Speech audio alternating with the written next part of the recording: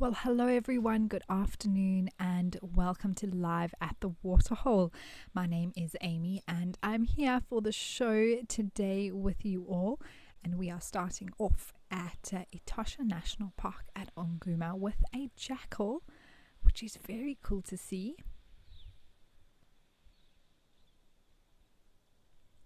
And it looks like he is, I think, drinking, but also very cautiously looking around as he does so. Now remember everyone that this is of course a live and interactive show, so please do chat to me. I would love to hear from you. You can do so via the Wild Earth app or the website. You can join the conversation on X using the hashtag WildEarth. You can also chat to us in the YouTube chat stream. Just remember to use @FC if you'd like to make sure that those comments and questions come through to me. Or lastly, you can now WhatsApp us using our WhatsApp number. You can simply add Wild Earth as a contact and then using your mobile device conveniently send through those comments and questions as well.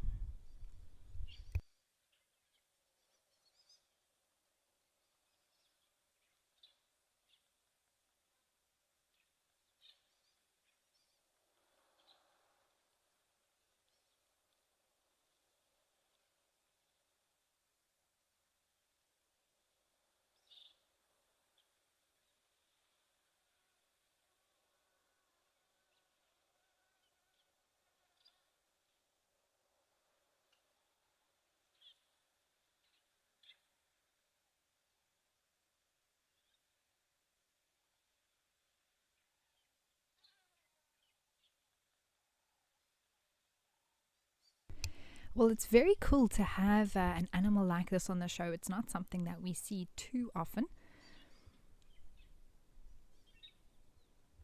It looks like it's a black-backed jackal, just from the coloration on the back as well as the black on the tail. Oh, so many of you saying hello. It's lovely to hear from everyone. Joanne, happy Thursday to you. Penelope, lovely to have you with us. It looks like you're having a beautiful day there on the north coast of KwaZulu-Natal. Mercedes, lovely to have you as well. Deb, you are joining us from Pennsylvania in the US. Alex wishing everyone blessings, and Fuzzy Dunlop saying happy thirsty Thursday. Well, it does look like this jackal is quite thirsty.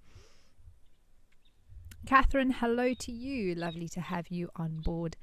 And I'm sure myself as well as everyone in Final Control appreciates your wishes.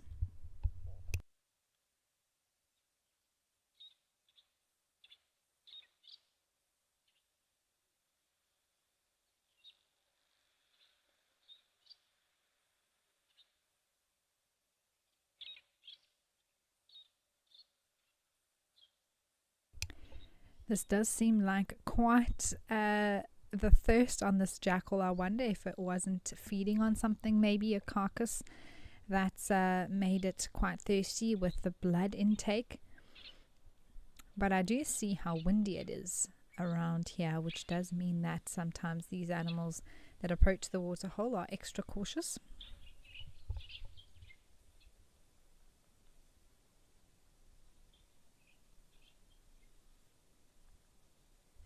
Mindy, I agree. It really is lovely to see animals that we don't see all the time. And this little guy being one of them. I think that was a blacksmith lapwing that gave him a fright.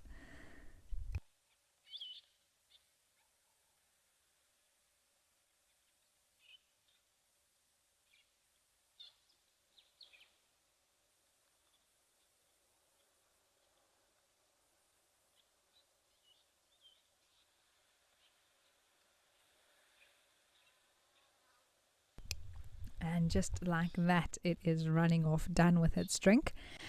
Spas, it is amazing to see it here. I think they are fairly common relative to the area that we find here in Namibia. I don't think it's that there's a jackal around every single corner, but I do think that they are one of the common smaller predators for the area.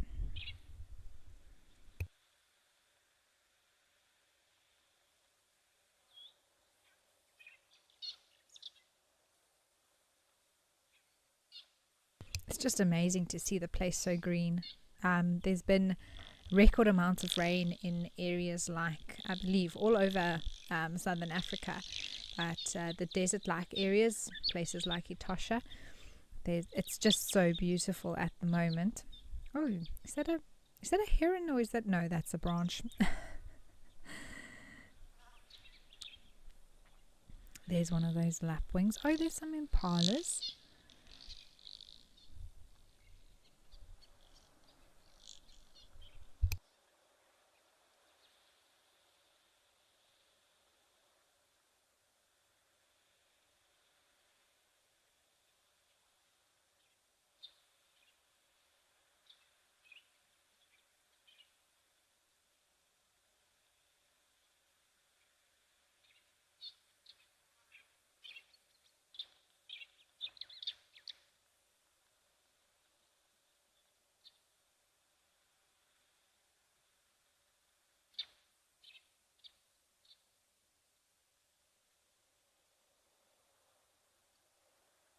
Spuss, you've asked, how water dependent is something like a blackback jackal, living in such areas like Onguma and in the Etosha area. Well, just based on the fact that they occur here means that they are better at adapting to drier areas.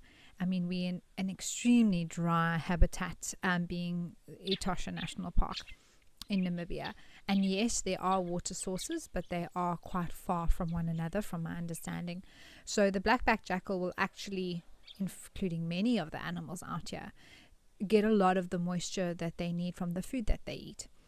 And for a predator, that often comes from the blood and other liquids that they eat from what they prey on, as well as sometimes jackals can be a little bit omnivorous, so that might also come from fruits or berries if they have access to that. But like you saw, when available to them, this boy, he's definitely rutting at the moment, they will choose to come have a drink.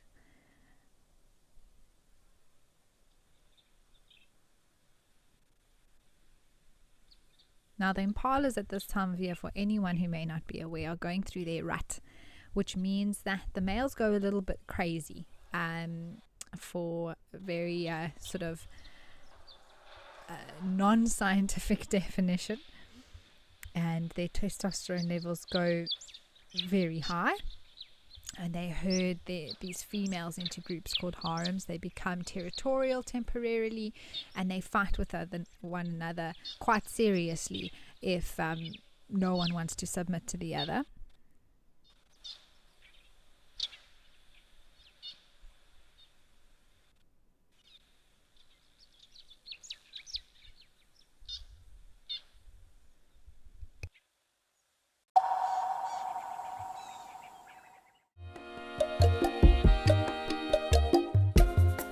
My name is Amy, and today we're going to be doing things a little bit differently.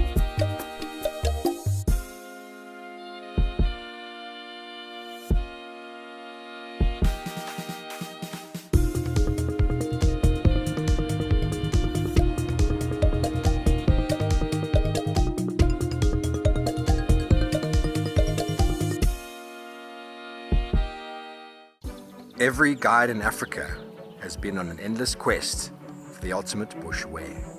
Until now, Rugged Wear has a huge range of amazing bush gear for every wild situation. In the midday heat, those chilly winter mornings, in the storms of summer. Rugged Wear has the bush kit for every wild occasion. Locally made in South Africa, crafted with precision, stitched with quality. My full name is Cedric Leslie Dold. I grew up mostly in the Lowveld. I grew up here pretty much on the southern side of Kruger National Park, a place called Marloth Park, for most of my years. Something surprising about myself, I did play drums in a band for many years. Best sighting I presented, we found Palumba in the two cubs, and the cubs are just way big.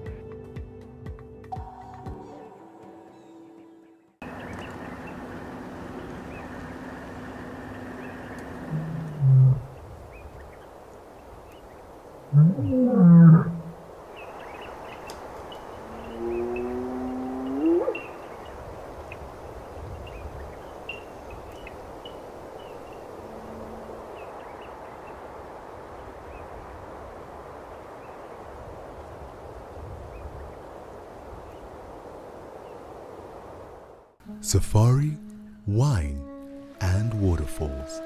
The ultimate African adventure. Sip South Africa's finest wines. Experience a world-class safari among Africa's iconic wildlife. And stand in front of Victoria Falls, one of the natural wonders of the world. All this can be yours with Wild Earth Travel, where Africa comes alive.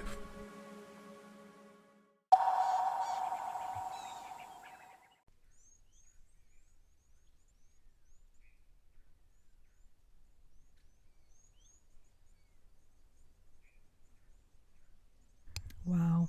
Well, what a lovely yet so familiar scene here at Tau. Awesome to have these elephants around.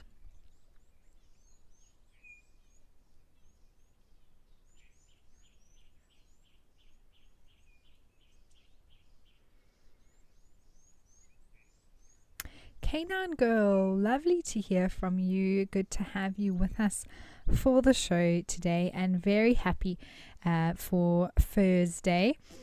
And we've had a few furry creatures already, including that blackback jackal and waterback here. I wouldn't quite say that elephants are furry. Hairy, but not furry.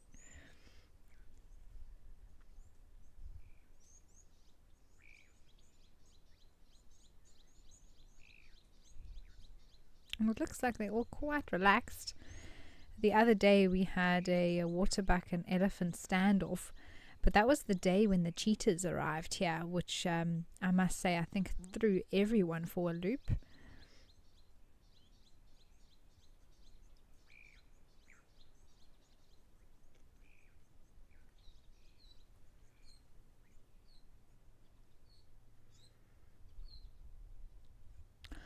Ooh, let's head back over, oh not back, but let's head to Founders with some very special antelope.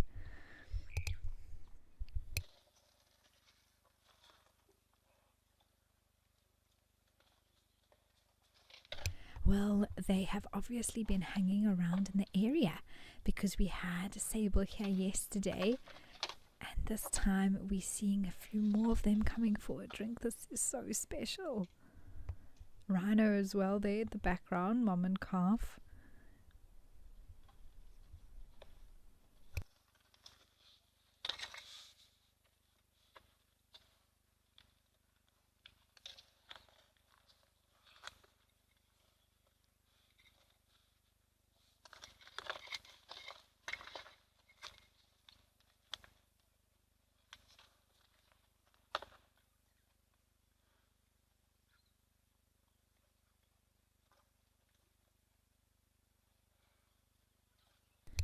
And you can see that male on the right. Just look how impressive those horns are, so arched backwards.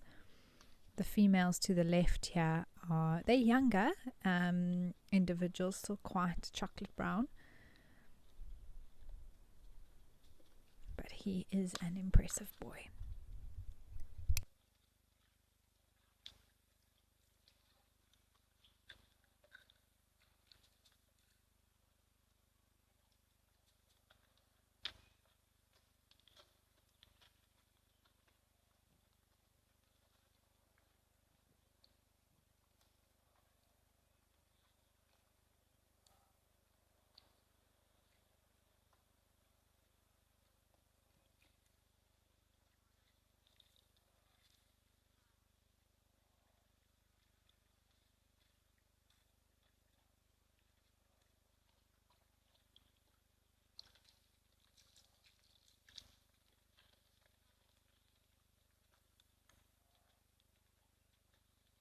Canine Girl, I absolutely agree. This camera is so marvelous for close-ups.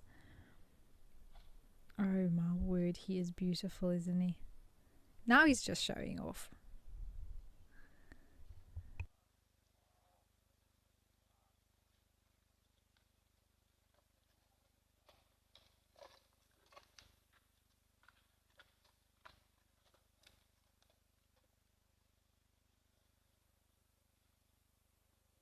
they this side as well. Incredible. There's a rhino having a bit of a rub there at the tree. Oh, hello, boy. Wow, look at this.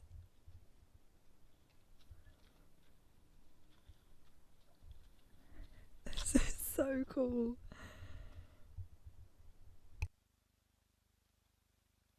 A really nice opportunity to also see the detail of those horns. Just look at those ridges on them. And I can only imagine what it must be like to witness two bulls like this fighting for dominance. Scary stuff, I'm sure.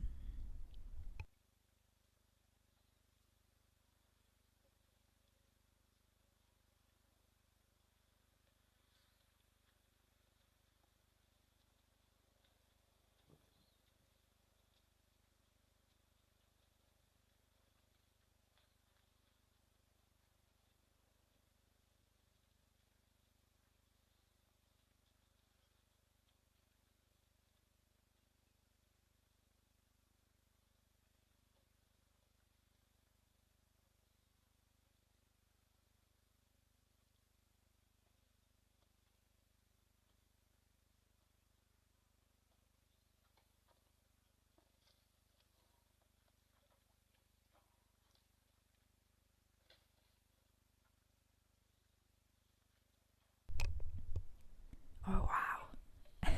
It looks like it's very clear what happens at the waterhole when something bigger arrives. The sable might come back if they just see that the rhino's he's not really upset with them or demanding that they leave at all. He is just thirsty.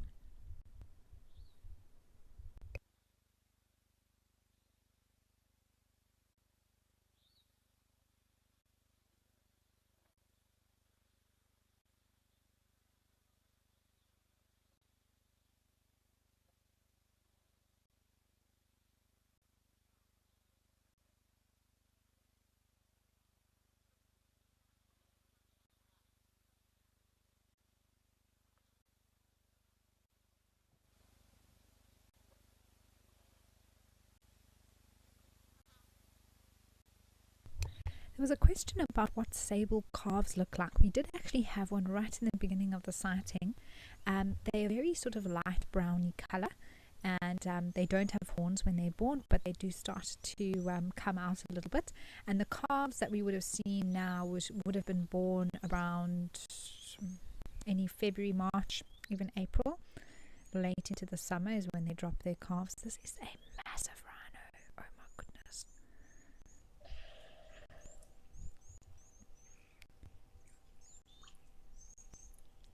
Oh, I do apologize, everyone. We just lost the feed there. We will get them up and running as soon as possible, but for now we are here at Jackie's.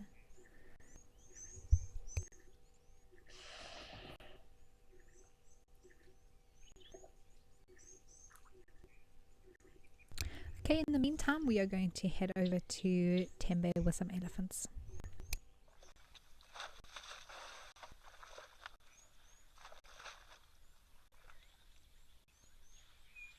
Wow. Don't think these boys ever leave. I think they sleep out here.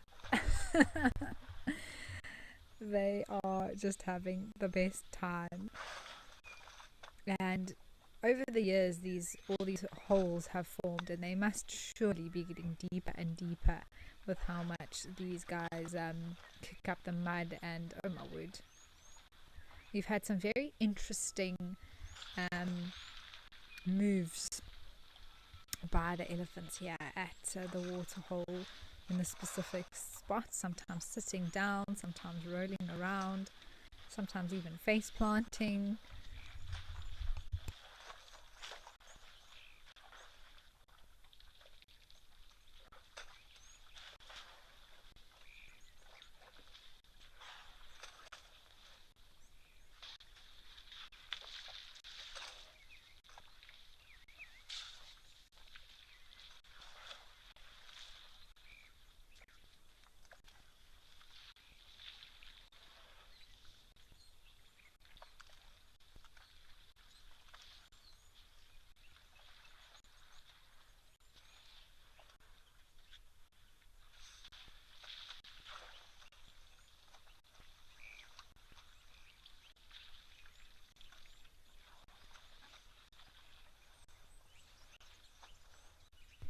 Looks like this boy is going to do exactly that, having a bit of a belly rub. Oh my word.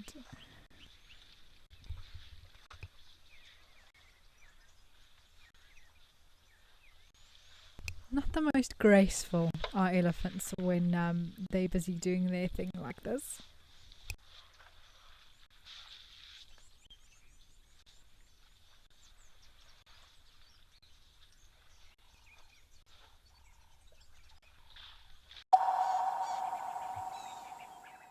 Join me, Andrew Wistenholm, for an indescribable 6-night stay in the beautiful Albany of the Eastern Cape at Amakhala Game Reserve. Now, this trip is going to be action-packed with a lot of storytelling, adventure, as well as the opportunity to make everlasting memories. We'll be exploring the best of Amakhala by staying at 2 luxury lodges, which will be the perfect blend of comfort as well as wilderness. Book your spot today and let's get ready to explore the wild beauty of Amakhala. The Wild Earth Impact Foundation is a non-profit that uses the power of wildlife storytelling as a force for good. We create sustainable development projects that showcase conservation stories, empower people, and inspire environmental action. As a registered South African PBO, you can make a tax-deductible donation to the Wild Earth Impact Foundation. To find out more, visit our website.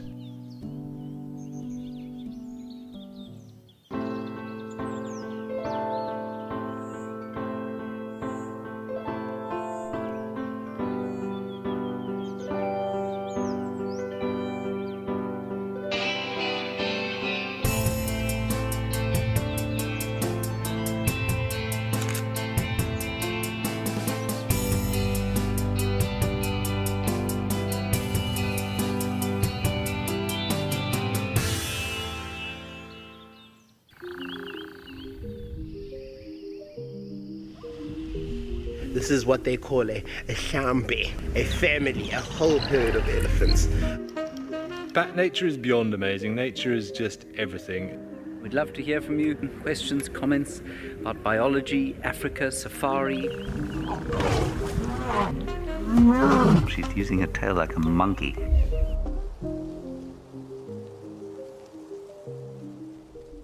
If you love watching Wild Earth, here's a little tip.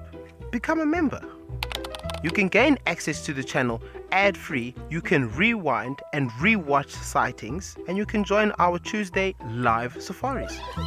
There's also behind the scenes videos, fireside chats, and every Safari Live episode, whenever you want it.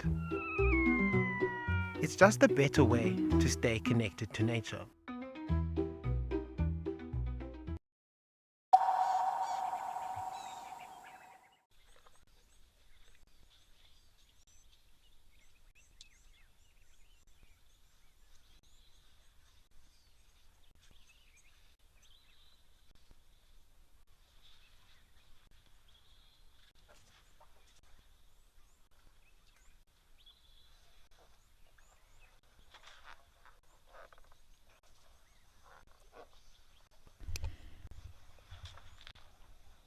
Ari, hello. Good to have you joining us for today's show. Wildlife Lady, lovely to hear from you. You said must be time for the mud spa, and I think the next group might be arriving soon. Oh, these two look like they're ganging up on that little one. It was quite funny. Alex, you say you wonder if elephants like mud more than some ladies like spa days. I think it's a close call. I really do. The way these boys look like they enjoy themselves at the mud, yeah, I do think is more than I enjoy a spa day, I must say.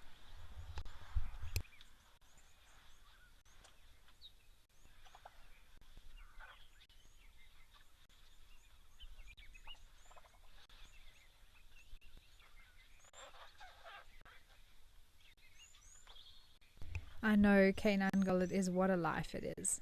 Really the best. Being an elephant must be bliss.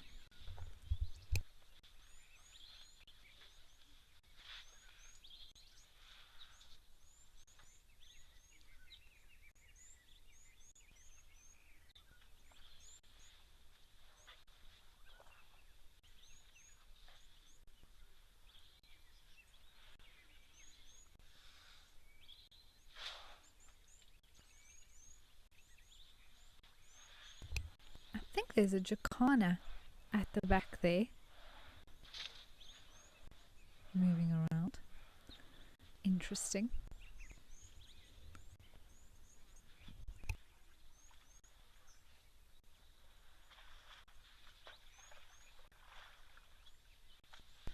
Ooh, cool. Let's head up to Kenya and see a ground hornbill at Eldonyo.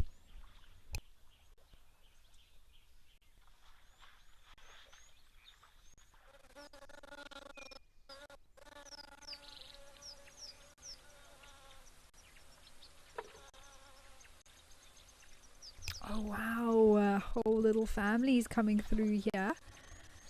What a treat. I'm sure they're actually going to move off quite quickly, but I'm glad that we got to see them, even if it is just for a little while.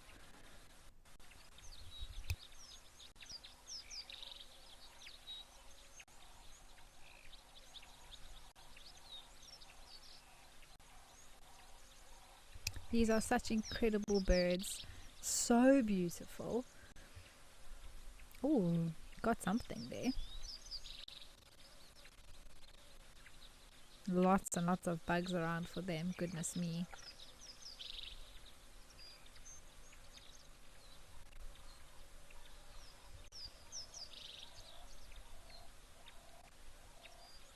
And I say he because we can identify male from female by, oh goodness, that was the quickest moving ground hornbill I've ever seen. Almost like it was on fast forward. But it's lacking the, from this distance it would look like a black skin patch just below the beak. It's completely red, so we know that it is a male.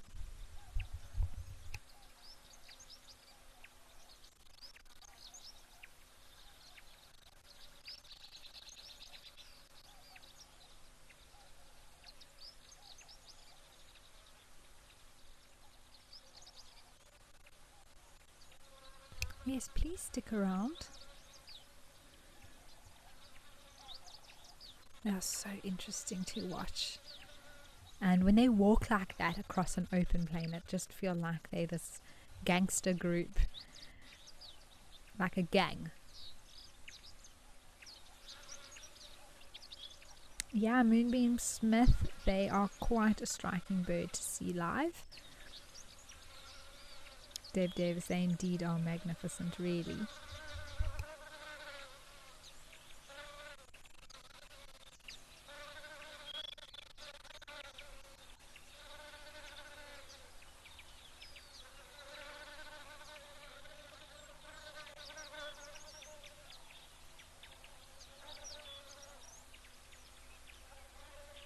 And they'll be looking or hunting for anything really that they can overpower. I've seen one with a puff adder before. I've seen one eating a tortoise, or pecking out its shell on the side. So many things, other reptiles, small mammals, lots of beetles and other types of insects. That's sort of, I would say, the majority of their diet that they sort of peck around for as they go, but anything bigger than that they'll also try and take.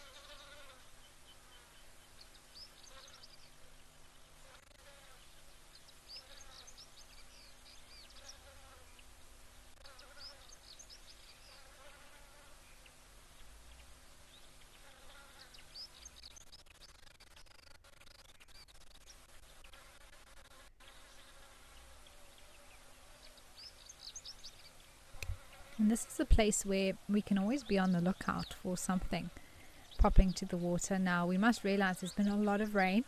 Look how long that grass is at the back. Goodness me, you wouldn't see anything in there.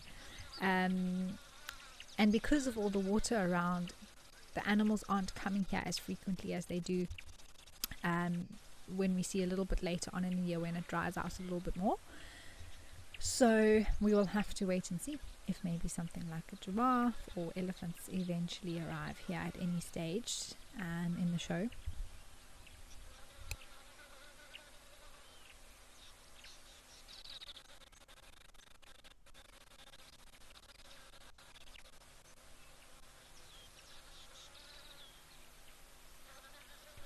Oh, lovely. Let's head back to Namibia now and see what's happening at Onguma.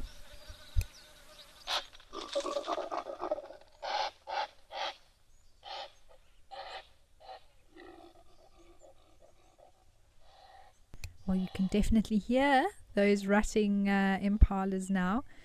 And that sound that we just heard now is filled in the bushveld at the moment. It is the background noise everywhere in southern Africa where impalas are present.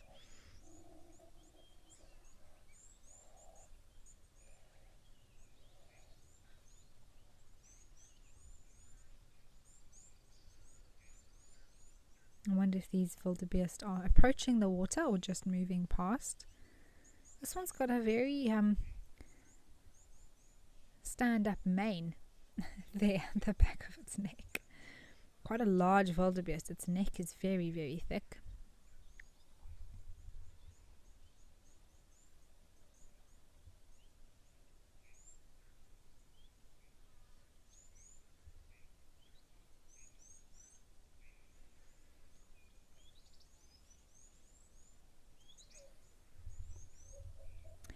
Mama H, you're asking if Namibia has any antelope that we don't get in South Africa, and they do. The two main species would be the puku, which occur mainly on the Caprivi strip, and also the Damara duk, which we don't find anywhere that I know of in South Africa.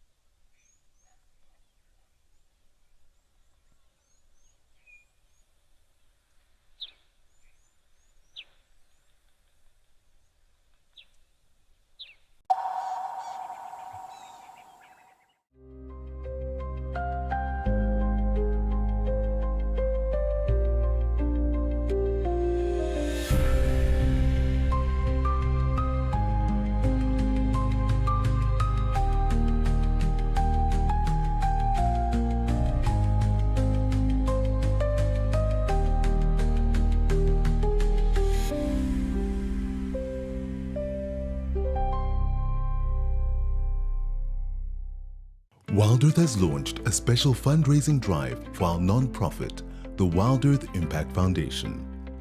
We're raising funds to source, create, and showcase thousands of untold stories. Stories that spark real action in conservation and social impact. Visit our website to donate and explore how you can become a founding donor.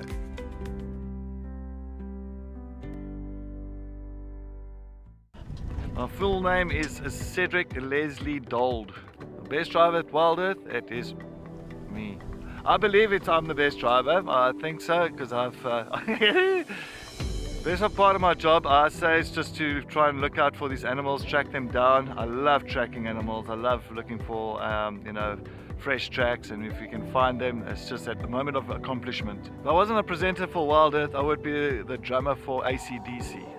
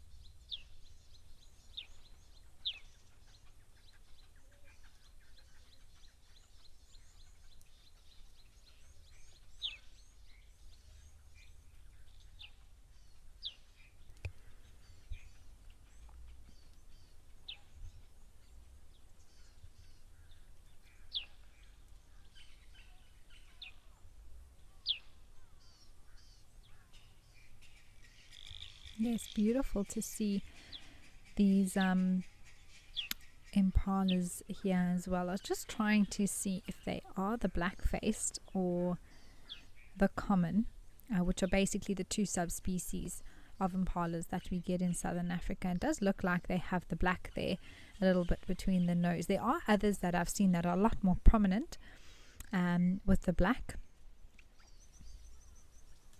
but they do seem to have some of the genetics coming through here as well.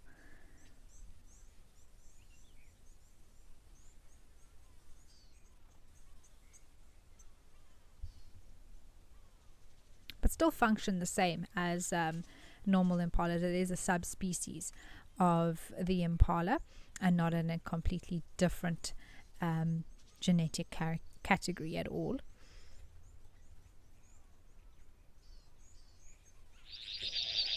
But they are indeed, Lady Macbeth, endemic to Namibia and southwestern Angola.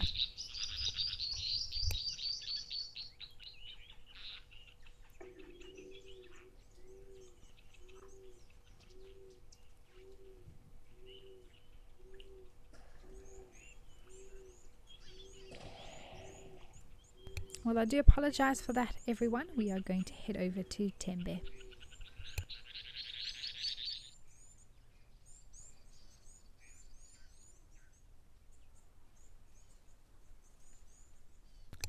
Or Tau, which is lovely because it looks like there's some elephants that are coming towards the water.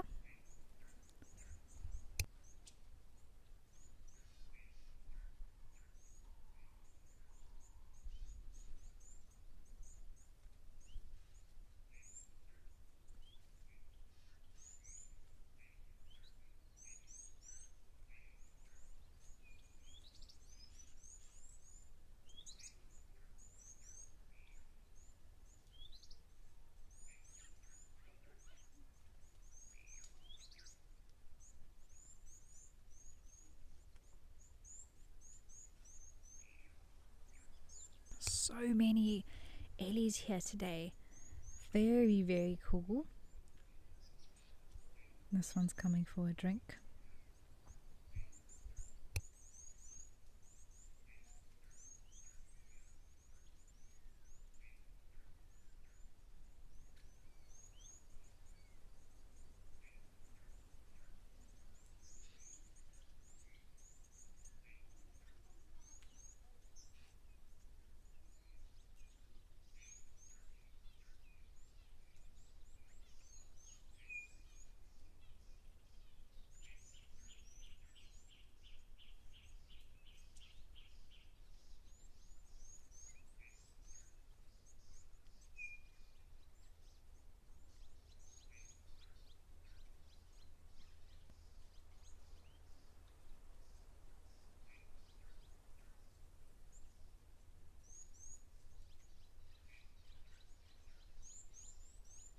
Looks like there's almost two little ones at the back that are basically the same age.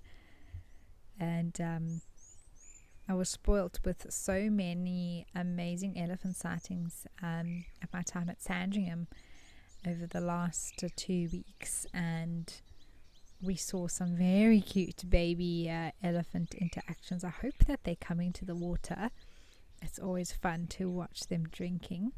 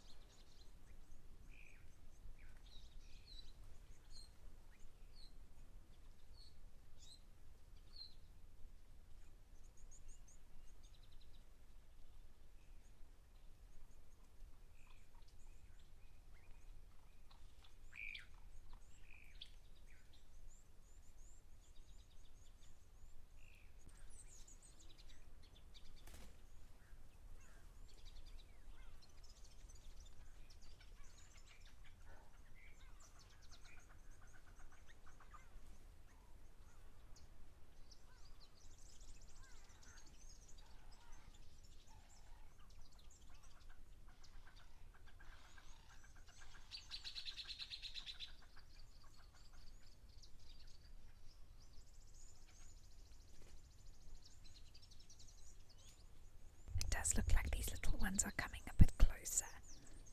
Oh no, don't go. So cute.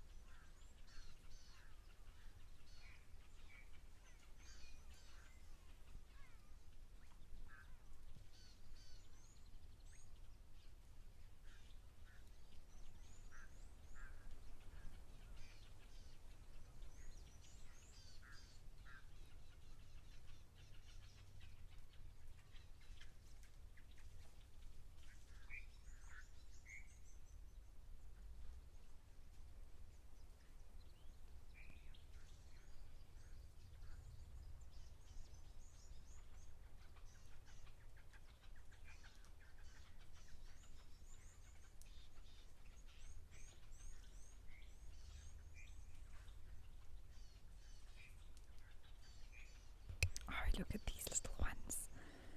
I'm coming, I'm coming.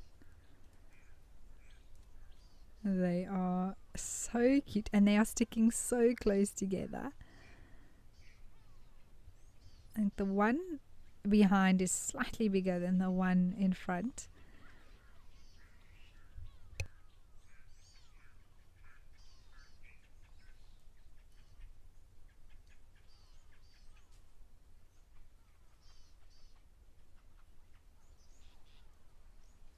Oh, they are coming for a drink. Oh. There we go. Just finding the right spot.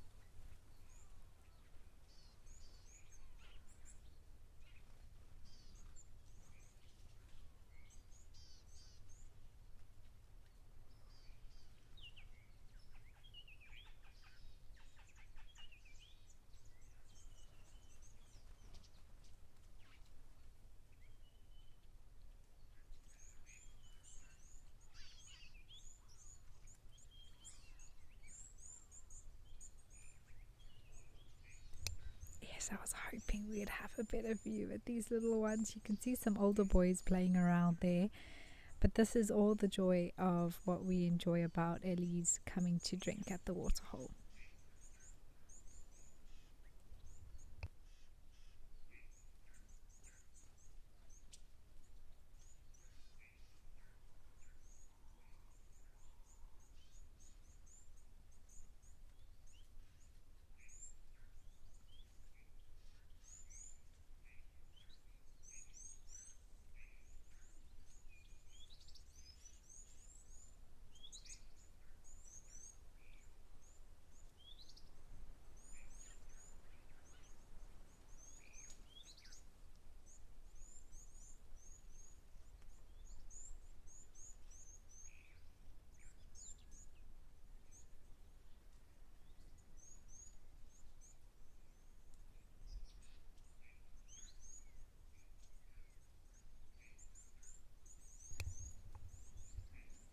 those two really seem joined at the hip for the most part. The one is following the other around constantly, like one is a shadow of the other one.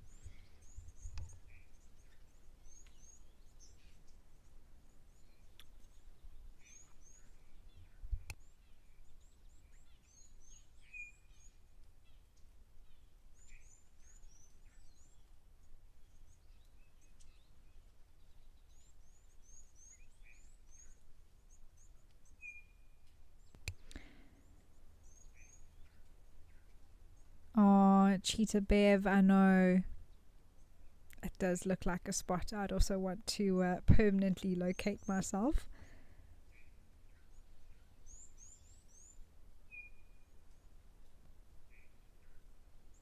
Jean, what an interesting question.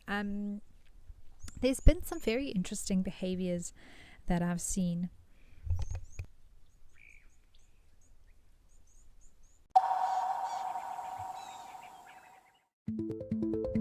He is such a handsome young male.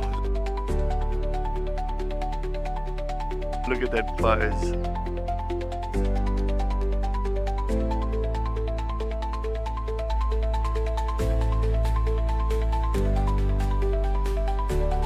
Absolutely beautiful.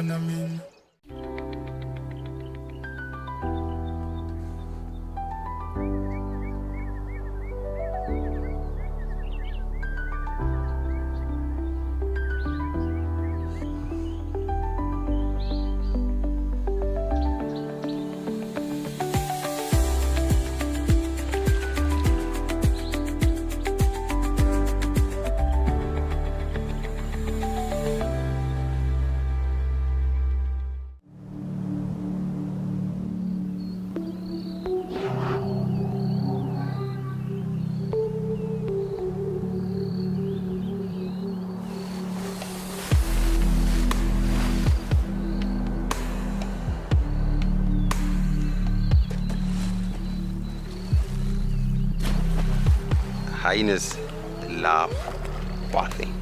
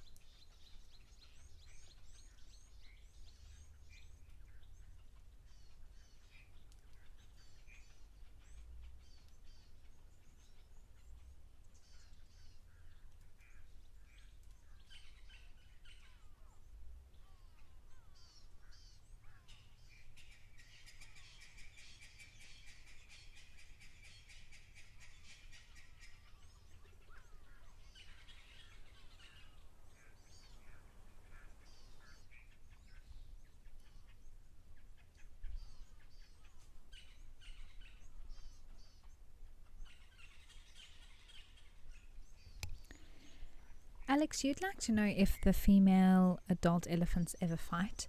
It is highly unusual to see that happening, and definitely not fight on the level that we see male elephants fighting for dominance or anything like that. I've never seen a physical altercation in terms of two females going for each other. It may well have happened, but it's definitely not something I've ever witnessed out in the wild. And Jean, you were asking about some surprising behaviors I've observed. That would definitely surprise me if I was to see that. If anyone watching has actually witnessed that themselves, I'd love to know the context just to understand what would have given rise to that. But they definitely have disagreements. I think there's definitely sometimes strong, inverted commas, words that are used between if a cow is upset for any reason, or maybe two different family groups are interacting, or one is approaching, and but for the most part they're very peaceful when it comes to relationships between different females or different matriarchs of different groups.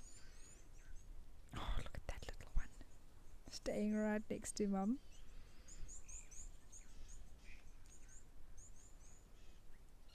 Yeah, sugar bits, I agree. There was a male that seemed to try and mount one of the younger cows. It could have actually been a young bull as well, I'm not sure, just showing some dominance over that, or if it was a bull in any way attempting to mate that cow, you could see the others were like, no, go away, and that's often why groups avoid bulls or don't enjoy them trailing them so much, because they can cause a little bit of a disturbance to the females, and you can see the protective nature between the family like that.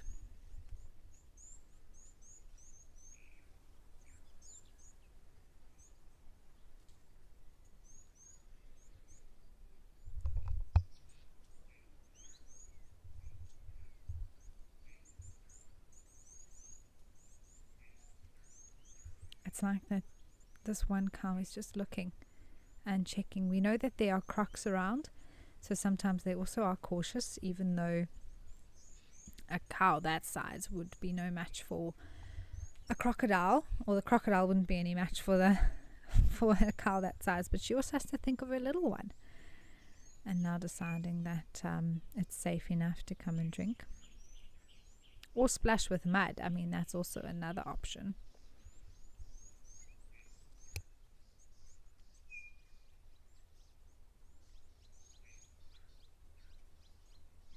This one, I thought that was a bird there actually, but it's just a stump. Ones about this size often do love to it's having a little rub. Do love to chase things like blacksmith lapwings, which I can just see one on the left there.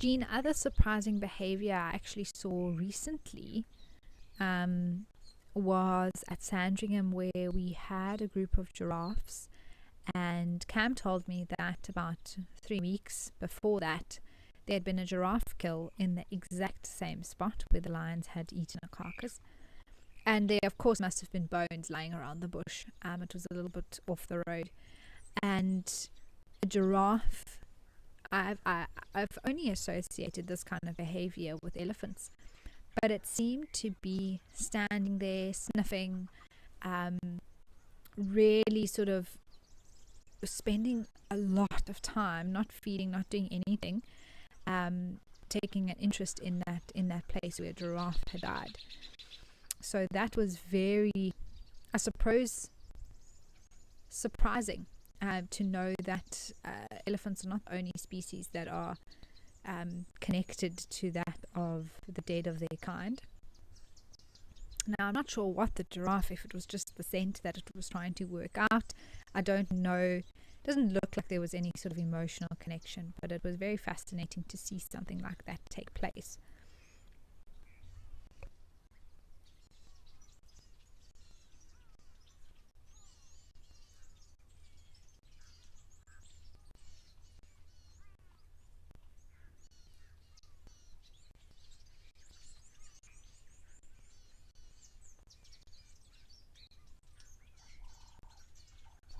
know what this little one is doing. It's like it's digging up something there. I'm not sure. It's very cute.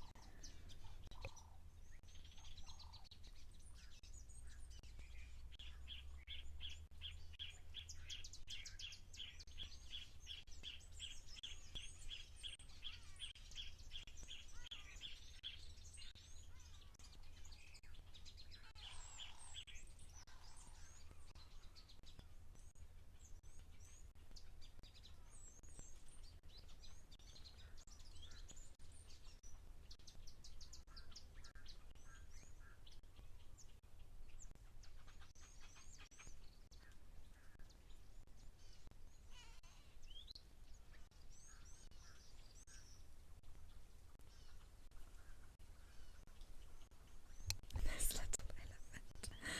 Oh my goodness, it is adorable. Oh, is that what you were trying to do?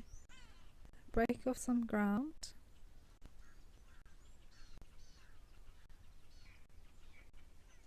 Yes, you are very strong. Oh my word, this is too much. Are you gonna try and sit there now? What's the plan?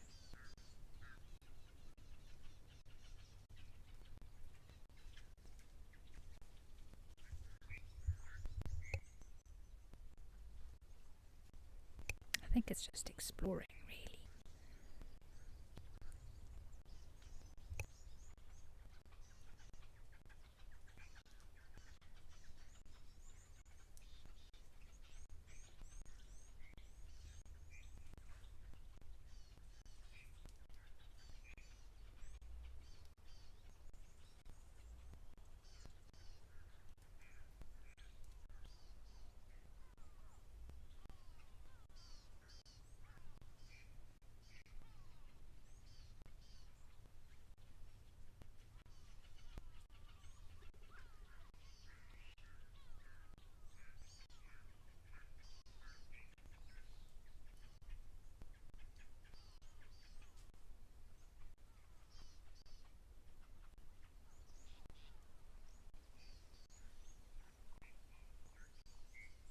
Plus, baby elephants learn extremely quickly. We were talking about how they learn to drink with their trunks very efficiently by 9 months or so.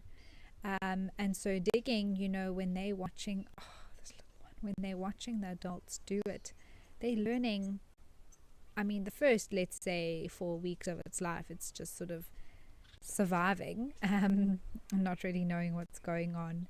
But once it can start computing all these things, I mean, after just a few months, I think it will already, even weeks already, start, moving its foot on the ground and trying to work out what it's doing. But I assume that sort of digging behavior would be similar to mastering its trunk within the sort of the first year of its life.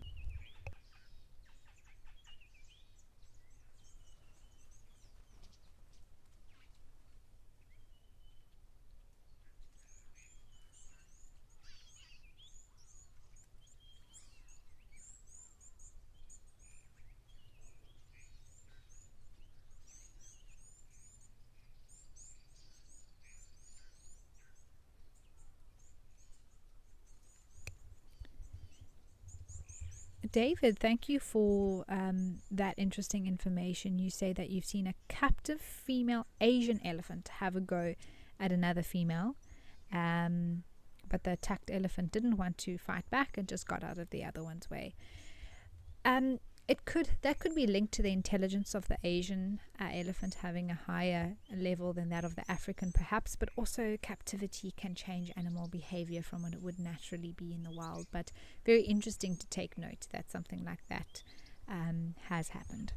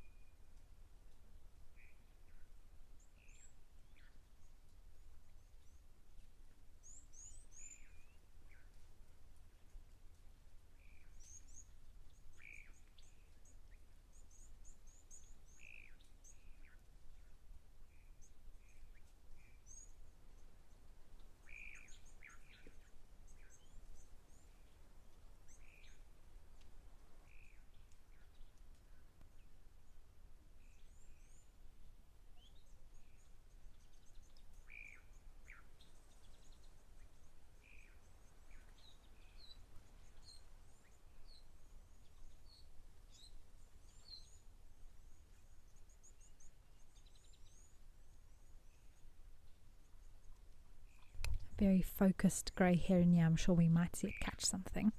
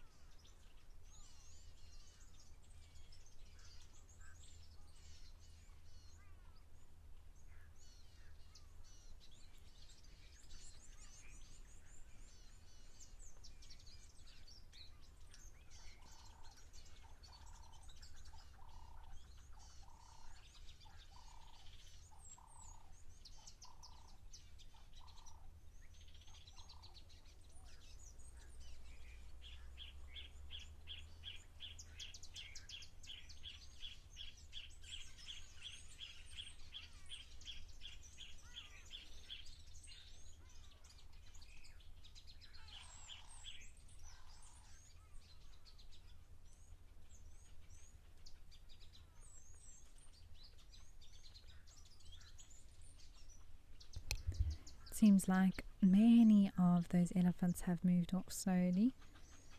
Still one there, some zebras around and waterback.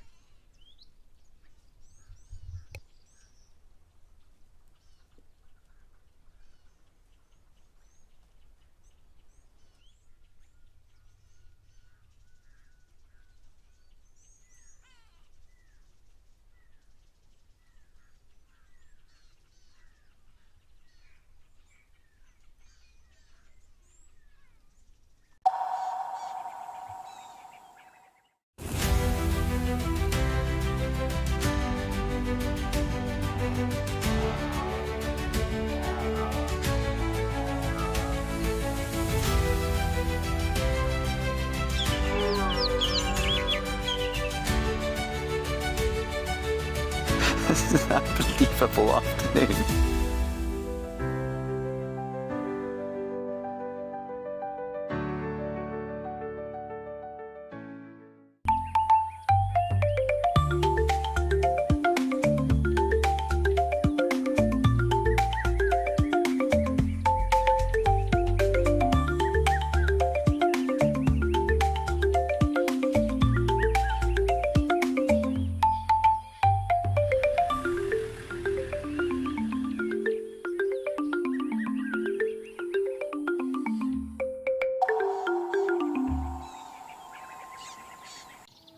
I get to wake up every morning and go out there and look for cats.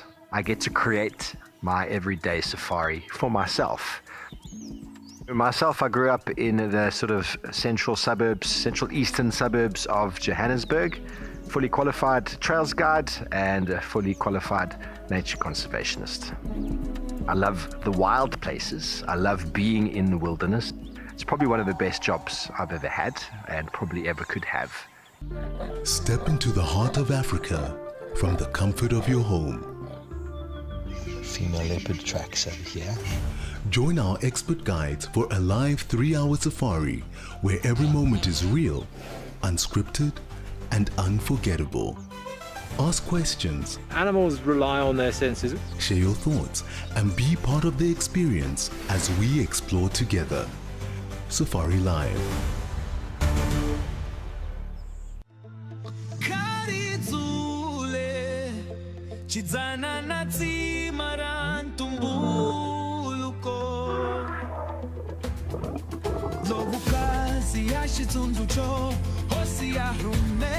How cool is this?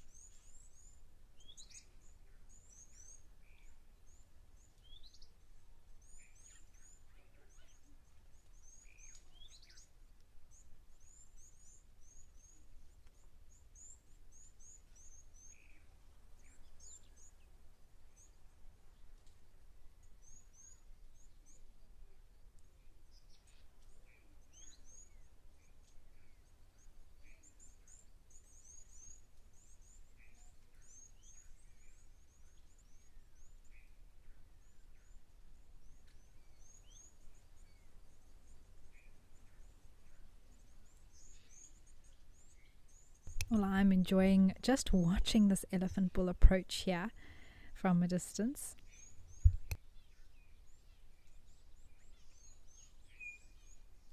I think eventually we're going to see him arrive at the water.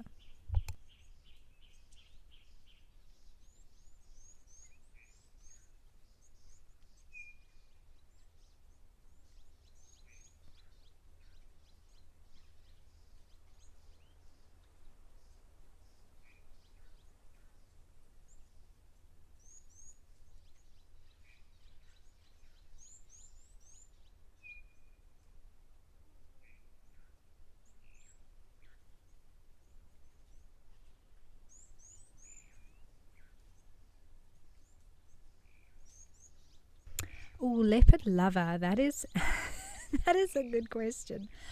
I think it is something that used to happen a little bit more with let's say the crew before. There's a lot of new people within the team, which is wonderful, and we have a great time together. But also with the different locations, we're not so much in a big group in terms of figuring out who the pranksters are. But I will say this, that I have been pranked once by Mpo/Panda, but I think it was Mpo that instigated it, and him and Panda are two of our cam ops. And I suppose in some ways I'm quite gullible to be pranked, but there were meetings that had happened or something, I don't know, and you know, I personally, I don't like doing things wrong. I try to always do things to the best of my ability. And anyway, he came to me when we were still based in our former location, and called me. So he's like, "Come, Amy, we need to talk to you." And like dead straight face, I was like, "Oh no, what's happened?" And I was like, and Paul pulled it off so well that my heart started pounding in my chest. I'm like, what has happened? Am I in trouble? Has something seriously gone wrong with someone else? Like, do they have to, what is the news? And we walk all the way to like the edge of the camp. He's like, no, we have to talk to you. And I was like, oh my gosh. And Panda's following, and I'm just like, no one is smiling. And we get there, he's like, "No, it's nothing." And then he put this big smile on his face, and I nearly clapped him through the head. I didn't, but I was so upset that he had done that to me. But yeah, I suppose that's my experience, but we all laughed about it afterwards. I was very relieved that nothing was wrong.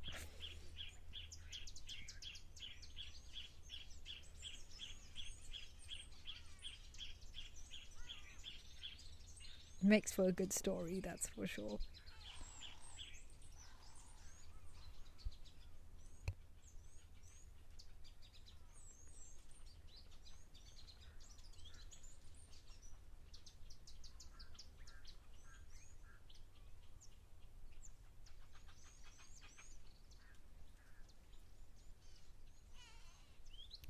Someone, I think, I'm not sure if it was James.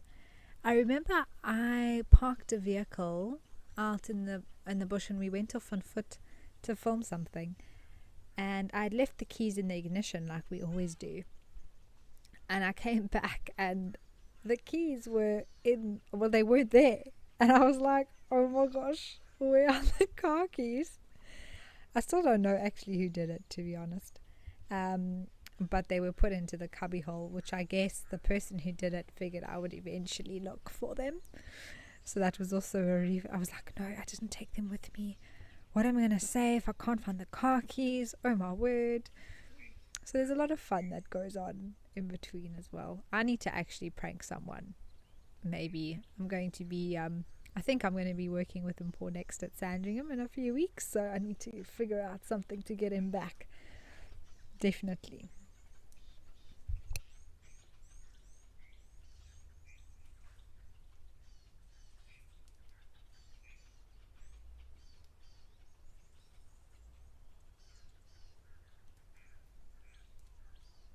I've got the support of the FC. Teddy was directing us. She is backing me on pranking and Paul. So we just got to figure out what to do now.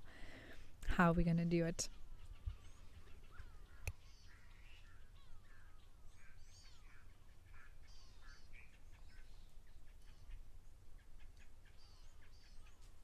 Deb, I know now I've got a lot to offer. So I can always threaten. Oh, don't you dare try and pull a fast one on me. You won't get any banana muffins.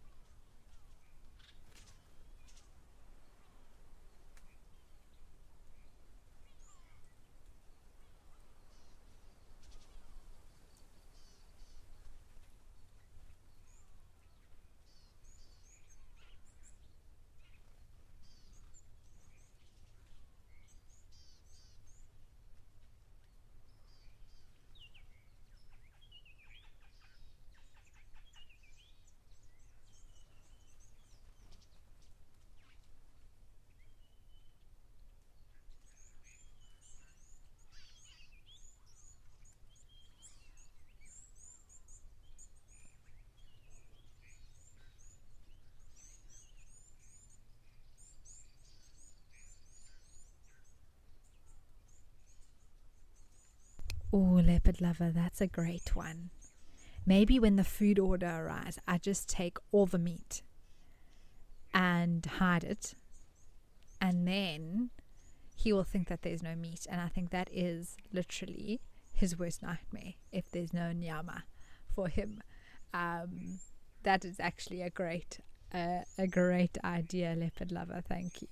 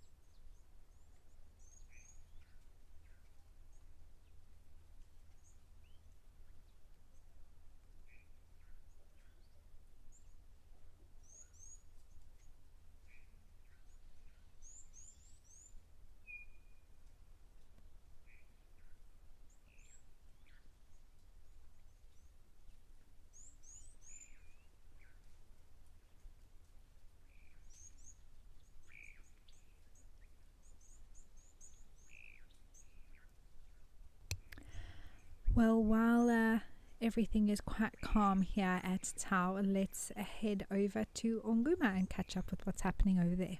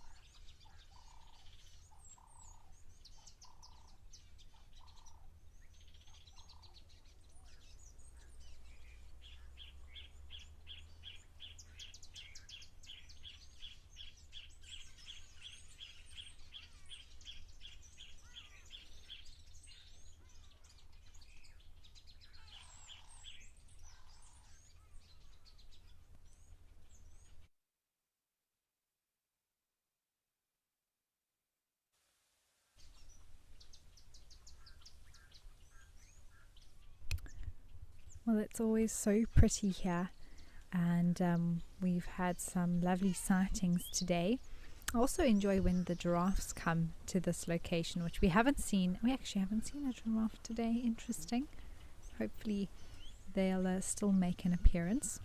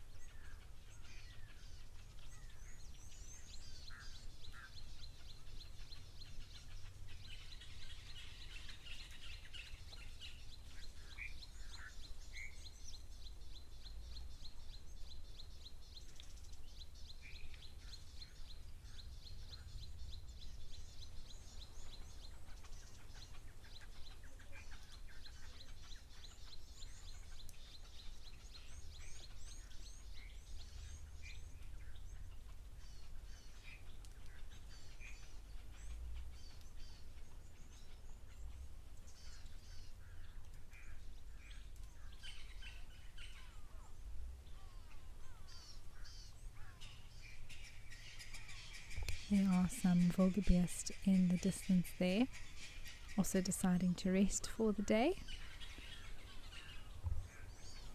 I'm sure doing a little bit of ruminating as well.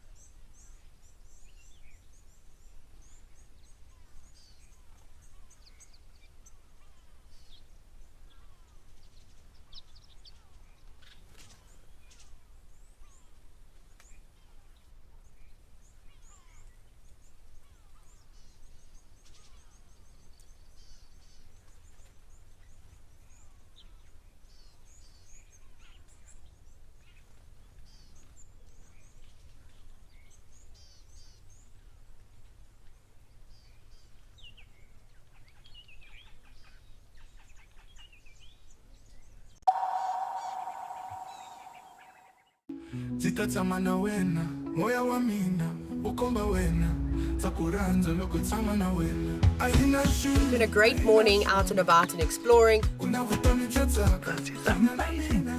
It's very hard to explain what this feels like.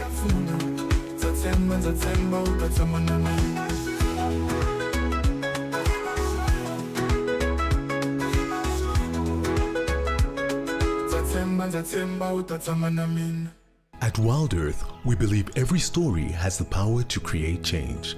That's why we've launched the Wild Earth Impact Foundation, a non-profit dedicated to conservation and social impact. By showcasing conservation stories, we can change lives, protect nature, and empower communities. We have partnered with Empowers Africa to accept tax-deductible donations from US donors. Your donation will help fund critical programs that support our mission. Join us and be part of the change.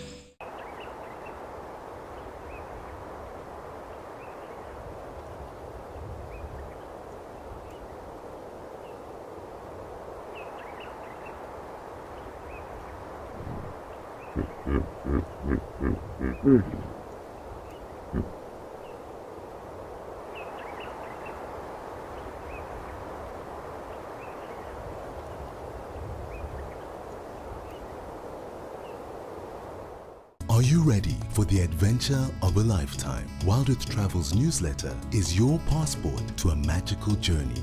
Explore exclusive travel options featuring special offers at stunning Wild Earth locations and all hosted by your favorite presenters. Don't miss out.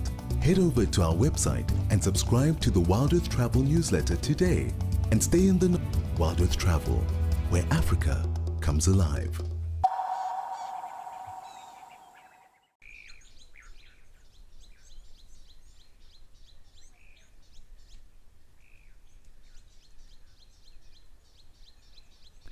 Leo, hello.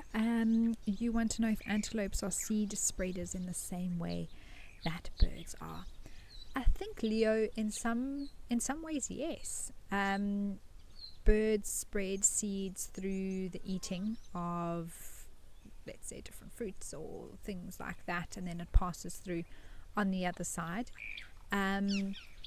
But antelopes would be similar in some ways if it passes through, but depending on whether they ruminate or not, which I'm just thinking of nyalas, for example, which do, you're not going to find a whole seed coming through in the dung. In fact, it's most likely going to be quite fine or ground up or something like that. But there is also the possibility that that can happen. So I think in some ways that there is always the possibility that they can spread seeds in a similar way that birds do, depending on their diet.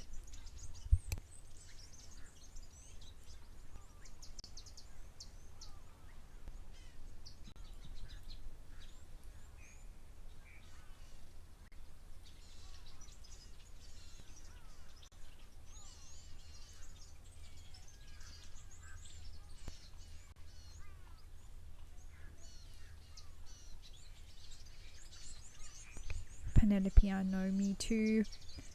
I want to see all of Africa in my life, and the more places that I have the opportunity to visit, the better.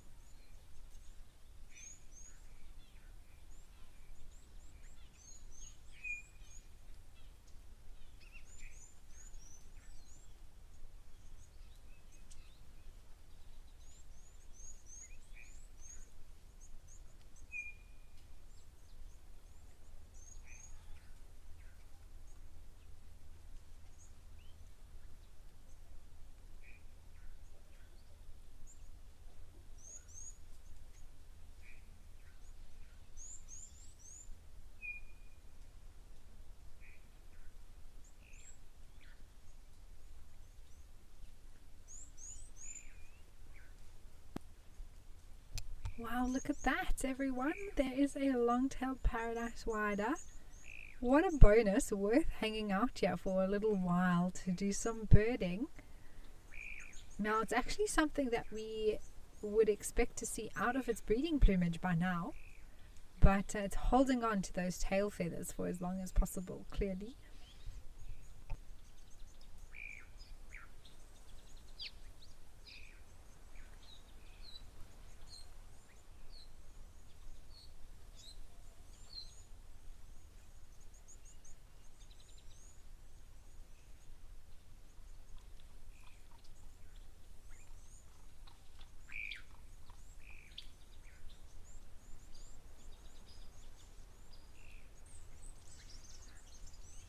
Now, these are incredible little birds that are not much to look at out of breeding season, and the males are the ones that develop these incredible bits of plumage,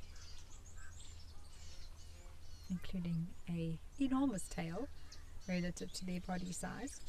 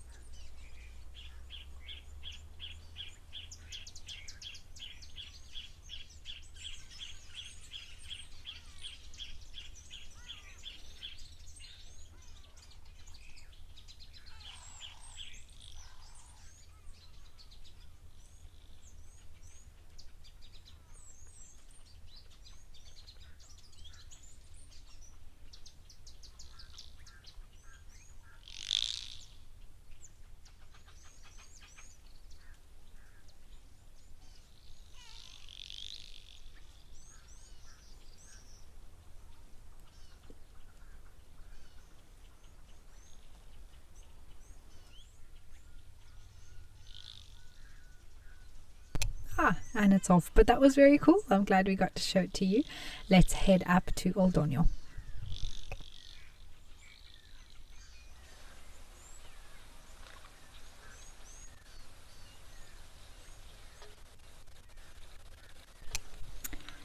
Here we have some impalas. They have been hanging around here for a little while, and it's nice to see that they've come out to the waterhole.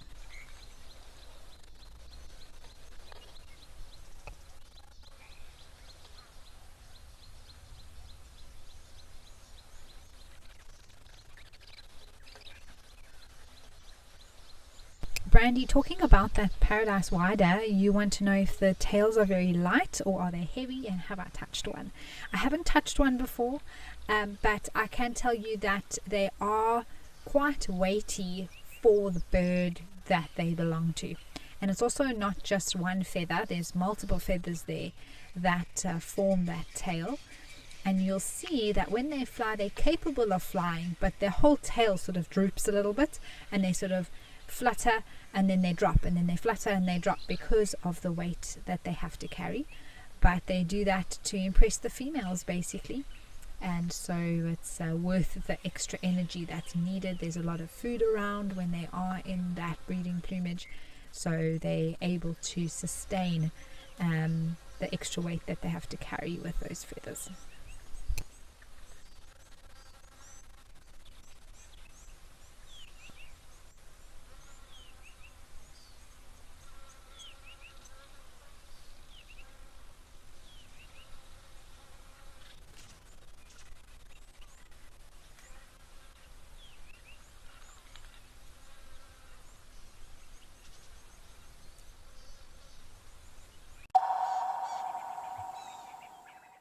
For years, we've shared virtual wildlife.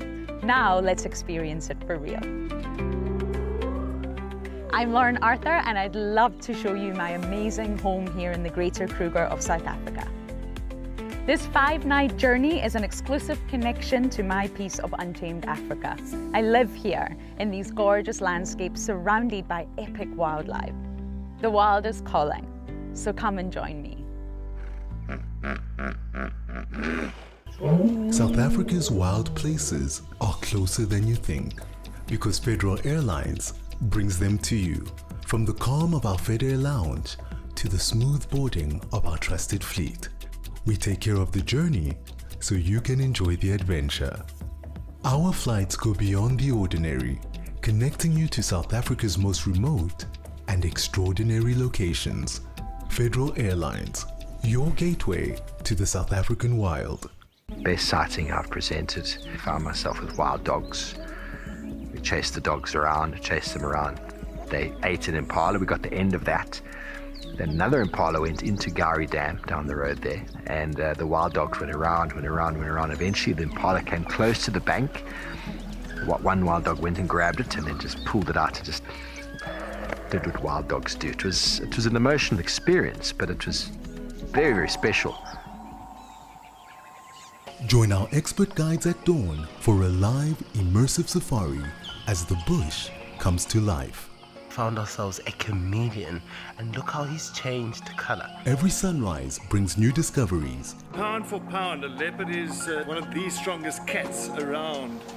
Ask questions, share your thoughts, and connect with nature live and in real time. Great excitement, great happiness. Start your day with adventure.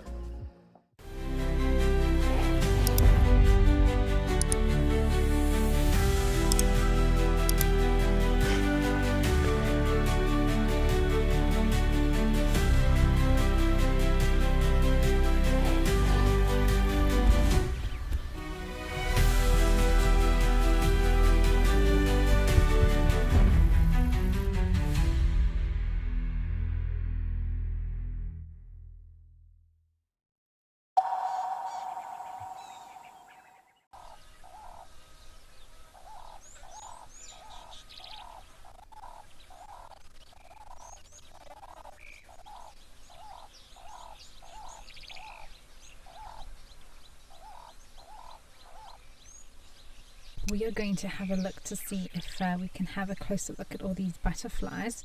I think there's a common diadem around, or also known as an egg fly. Sort of very dark with these big white spots on, which is very striking. We had one on Sandringham the other day. There's a few brown-veined whites or species similar to that. It's a bit tricky to tell from this distance, but they are beautiful and so nice to have so many around.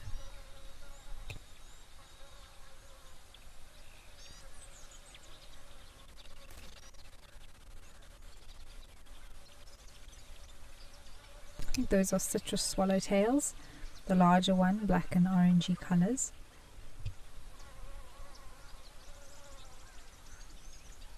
Maybe a few grass blues, the smaller whitish ones with the spots on. There's various blues and quite a few that all look quite similar as well.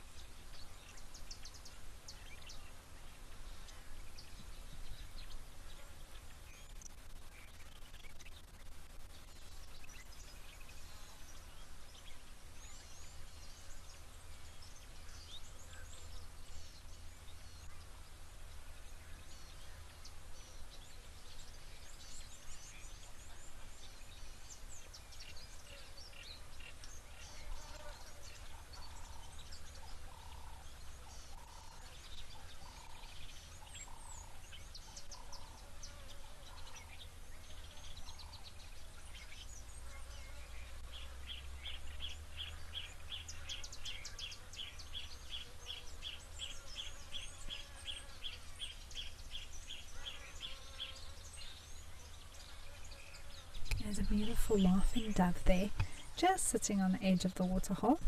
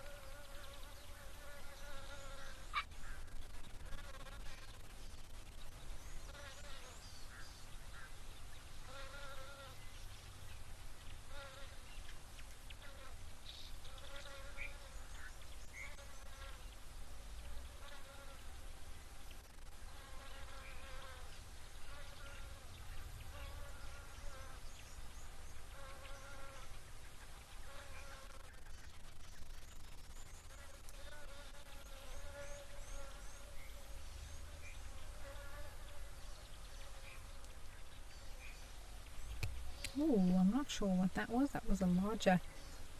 But oh, there's a bird on the ground to the left hand side.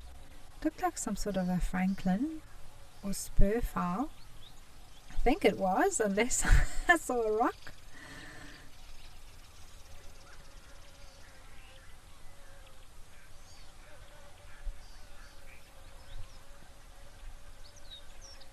Teddy was going to try and find it for me.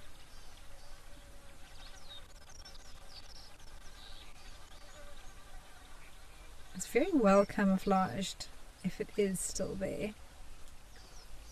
Oh, there we go.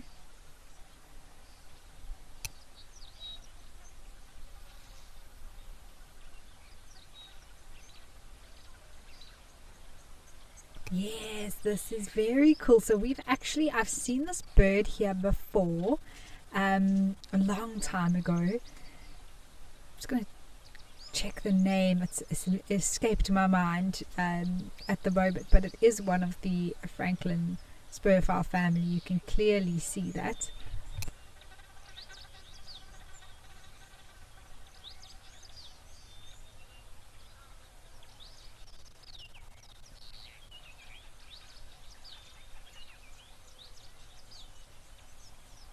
So it is yellow-necked spurfowl or yellow-necked francolin, which is exactly what we're looking at.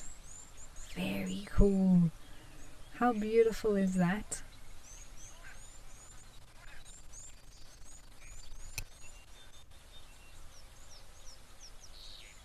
I do love when bird names are right on the nose.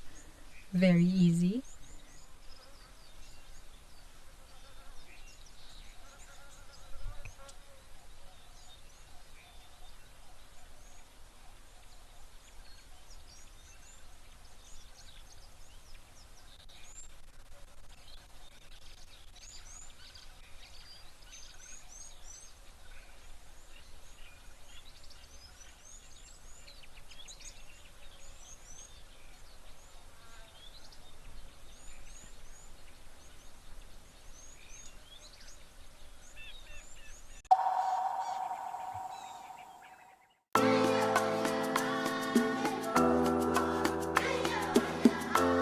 We have just had our efforts paid off.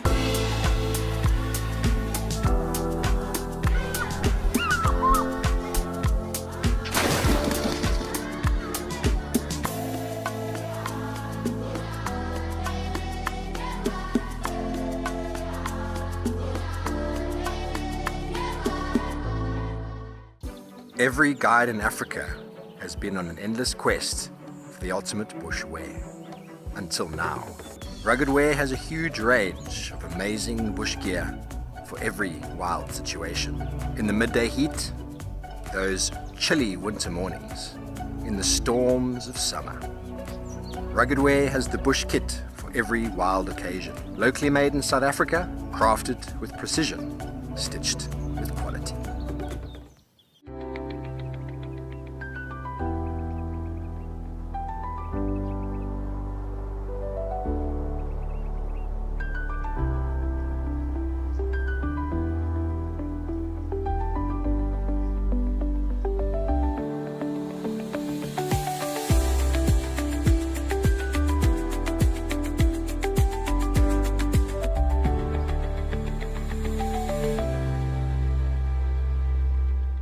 Join our expert guides at dawn for a live, immersive safari as the bush comes to life.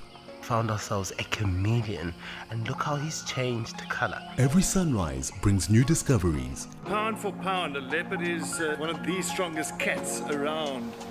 Ask questions, share your thoughts, and connect with nature live and in real time.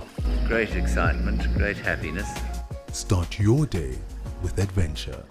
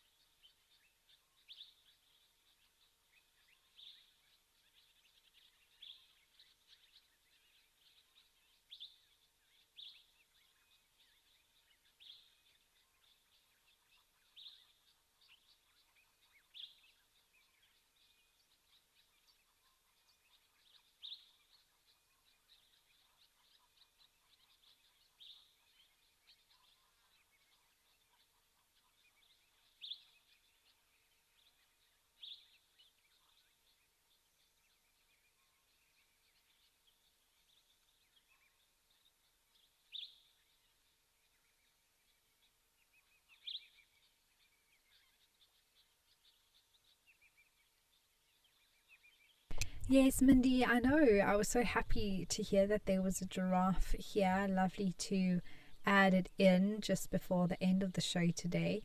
Beautiful big male giraffe. Wow, I mean, the coloration is also quite stunning. I can't believe he's disappearing from our view. We just wanted to have a look at you, boy. Do you mind sticking around? Clearly he's got other places to be. Or maybe just a delicious tree that he wanted to get to.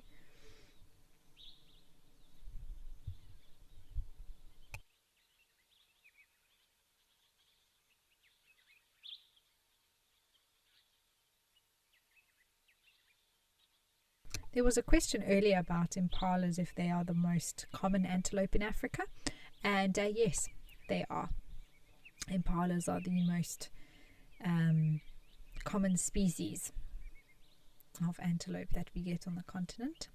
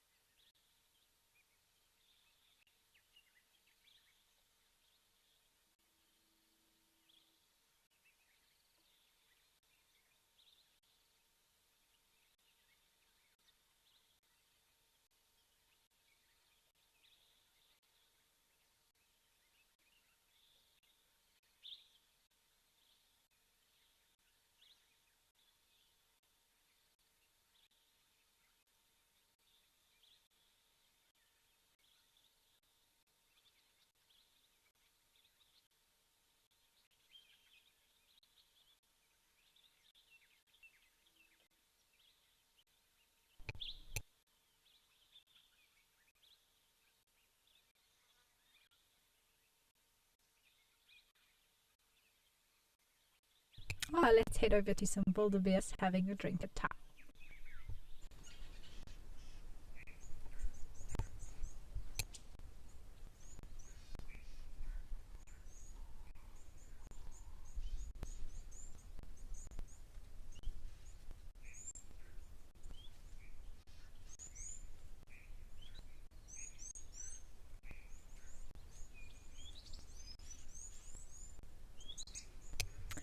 Well, we've had a show of lots of different species of animals. We started off with that blackback jackal at Onguma, which was a real surprise and something special, as well as the southern ground hornbills that passed through at Old Donyo, and some lovely elephant action here at Tau, as well as Tembi.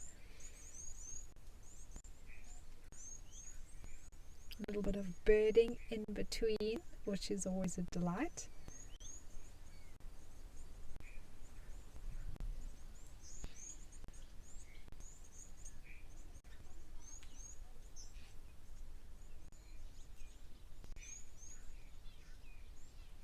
Also have to be so careful when approaching the water here. We know there's many crocs around, and look how it chooses to drink not from the main body of water, but actually a little pool just behind where the main area starts.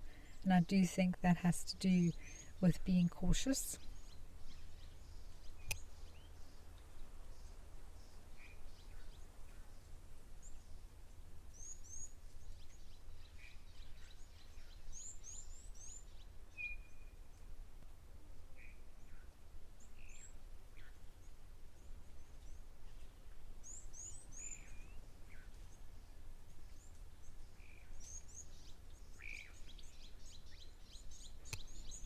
Darkmane Lover, thank you for your kind words. It was a fantastic show, and lovely to finish off with today.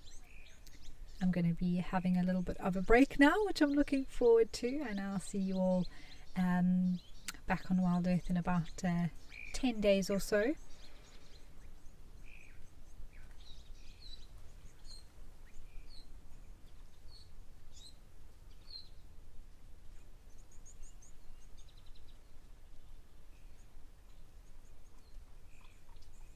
Looks like this zebra is also coming to just pop in for us.